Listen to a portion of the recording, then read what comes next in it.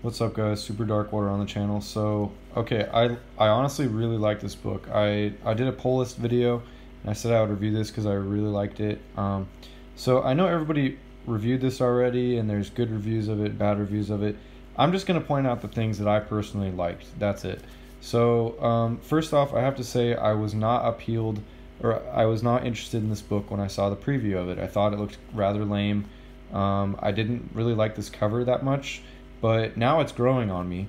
And after reading it, I actually do like the cover, and I kind of like took a second look at it, and it just looks, it looks more 3D than I originally thought. At first, I was like, "What? This looks like a lazy drawing," but it's actually not a lazy drawing. He does really nice attention to detail, and it seems like he's not really using full 3D models. Like, it seems like he's like actually drawing the background, and he does really cool details on the costume, and just on the shadow work and the shading, and I really like this costume in general. I think it looks cool. So it's DC New Age of Heroes Sideways. So he's basically DC's Spider-Man. It's by Kenneth Rockfort. He did the art. Dan Didio did the writing. Justin Jordan, this guy that's apparently blocking people on Twitter, I don't know, he helped with some dialogue, but it's definitely not a reason to not pick up this book. So it's only $2.99. Are you kidding me? Great price. So starts out, and you got this like fold-out cover, as all the new DC Age of Heroes have this, and it's actually probably my favorite one out of all of them, because you get this really detailed cover, and you can see sideways there. And then, crap, it's kind of annoying though. I don't like these fold-out covers. Just the concept of it, but the art on it is good. And then there's the, so yeah, that's what should have been the cover. I like this. I like that a lot better than that. But it's still cool because it's like he's like coming right at you. So I just wish they would have fit all that onto one cover or something. But yeah, that's a cool shot. I like that shot.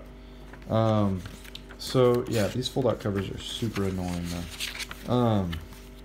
Anyway, so starts out and he's like sneaking up on his girlfriend. She looks pretty cute, and she's like, it seems like she's a super nerd girl because she's wearing like a anime like pajamas. She gets really mad at him, smacks him for sneaking up on him, and I thought that was funny. That reminded me of like Brian Michael Bendis's and Mark Bagley's Ultimate Spider-Man. So this is like a very like 90s teenager, early 2000s teenager story. So he's basically an adopted kid. I'm not sure what his race is, but he's adopted, and I thought that was cool because my parents adopted two kids from Russia. And he snuck into his girlfriend's room. He's thanking her for making this costume for her. And as you can see, she's like a super nerd, and it's like, oh, that's kind of cool. You don't really see that many cute nerdy girls. And she's like, oh, how strong are you? And he's like, not that strong, but I do all right.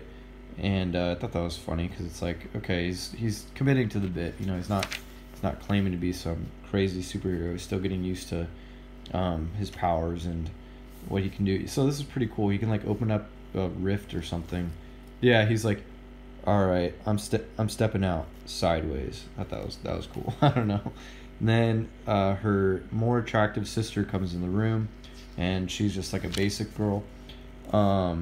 And then you see like his parents that adopted him, his parents, and they're like just like some rich white people. I thought that was kind of funny. I didn't expect that. And then he's getting dropped off at school by his mom, even though he's in high school, because he went through some trauma, I guess, in Dark Knight's Metal. So she's trying to keep him safe. And then it shows him like kind of texting his girlfriend, and like normally that kind of stuff would bother me, but this book actually does it really well. It's not bad. It seems like they actually took their time to make it to make it not corny and not very millennial. It's like it pulls it off well. So it's like flashing back to Gotham, when all the Dark Knight's Metal stuff happened, with like the giant mountain opening up in the middle of Gotham, and I think it's called Challenger Mountain or something. That's when he fell through into the dark universe and got his powers. So it's kind of an origin story, but they don't really explain it. I mean, I guess they do explain it, but it seems like they could definitely develop more, or what's it called, and elaborate more on his origin story if they wanted to in a future comic. So he gets his this is totally Spider-Man, by the way, gets his costume out on top of a rooftop, and he's all stoked. And at first when I saw this and in the preview, I thought he was taking a selfie, so it made me mad. But he's actually taking a YouTube vlog, and I was like, oh, that's funny, because I started a YouTube vlog, so it's, I don't know, I'm kind of trying to embrace it. I used to think it was lame, but now it's actually really fun, and it's fun to post videos and see what people say. So then he's like messing up his teleporting powers, and somebody told me this, I didn't even think about it. I guess he's kind of like Nightcrawler because he can teleport, but he like opens up a rift and he like jumps through it sideways. I thought that was pretty cool. Yeah, he's got a really cool costume. I just really like this character. I like the design. I like his powers. I want to know where he's going with this, you know. And then yeah, this is great. He's just like teleporting through different things, and he's like kind of clumsy. That was funny. This is my favorite part, I think, when he's just straight falling, and he's got this like narration talking to him, and he drops his phone. That was funny too, because it's like it's kind of like the first thing he does is drop his phone. So it's like, okay, this isn't a total like millennial comic. It's definitely like gonna go somewhere. It's not just gonna be all texting and LOL.